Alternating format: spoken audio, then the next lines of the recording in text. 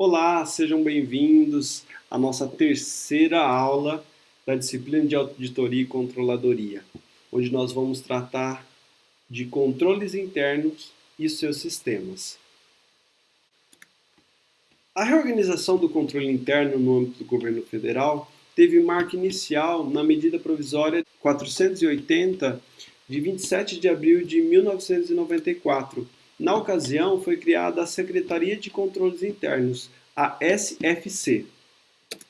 7 anos depois, o país receberia um marco fundamental da área da aprovação da Lei do Ciclo de Gestão, a Lei 10.180, de 6 de fevereiro de 2001.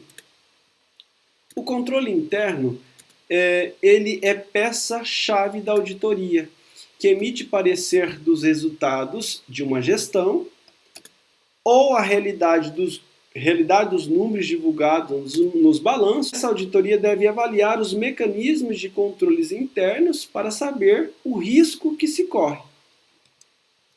O controle interno é importante tanto para os gestores quanto para os auditores. E qual é o principal papel da auditoria interna?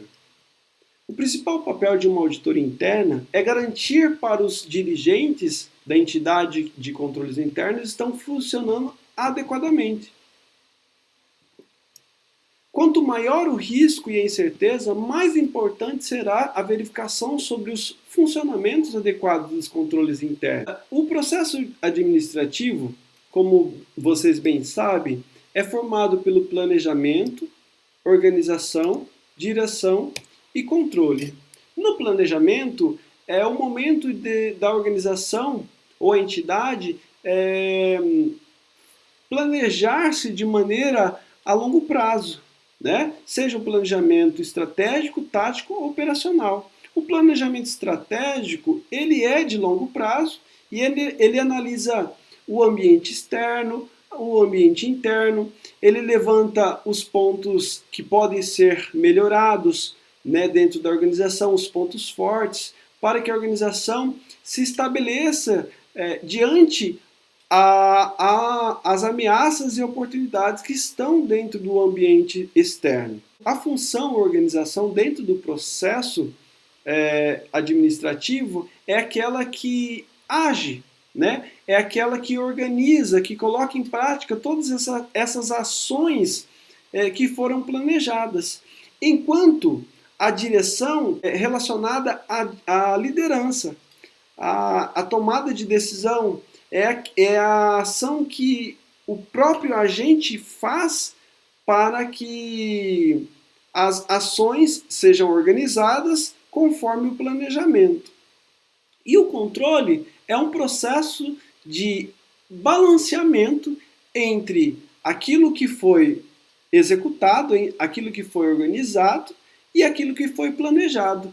As ações organizadas estejam o mais próximo possível das ações planejadas. Controle interno.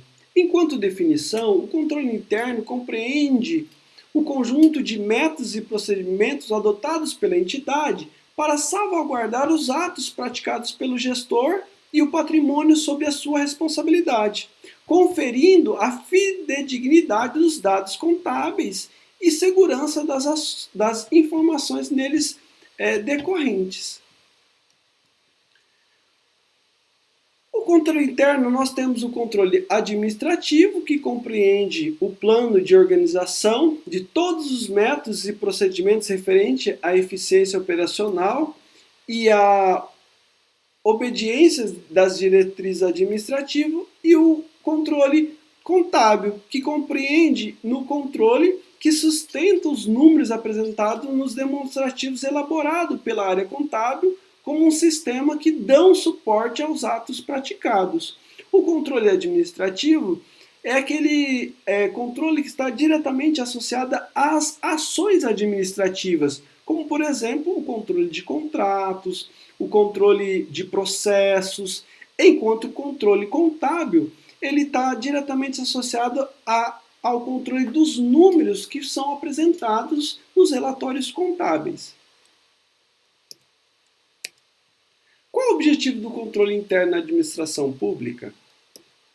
É funcionar simultaneamente como um mecanismo de auxílio para o administrador público e como um instrumento de defesa do cidadão.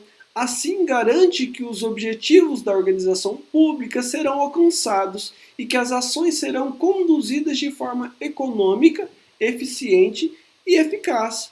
O resultado disso é uma verdadeira salvaguarda dos recursos públicos contra os desperdícios, o abuso, os erros, as fraudes e as irregularidades. Uma das finalidades do controle interno é a segurança do ato praticado e a obtenção de informação adequada, promover a eficiência operacional da entidade, estimular a obediência e ao respeito às políticas traçadas, proteger os ativos e inibir a corrupção. Os sistemas internos, de controles, dos controles internos são como a evolução humana. Eles evoluem conforme a necessidade do ambiente, conforme as ações políticas, as ações econômicas. Então, conforme a sociedade vai se organizando, também os sistemas vão se adequando, os sistemas de controle vão se adequando a essas novas realidades. Por exemplo, com a tecnologia, é preciso que, assim como a sociedade, o mundo vai evoluindo, os sistemas de controles também evoluem. Então, a evolução dos sistemas de controle revela de imediato a variedade de conceitos com os quais é necessário lidar para compreender o tema. Essa situação pode ser explicada pelo impacto do foco do controle interno pelo cenário de estabilidade política e econômica do Brasil desde a década de 40. Então, conforme essa instabilidade, conforme o cenário, por exemplo, desde a década de 40, houve um processo evolutivo imenso dos sistemas de controles internos. Isso fica evidenciado dentro do capítulo.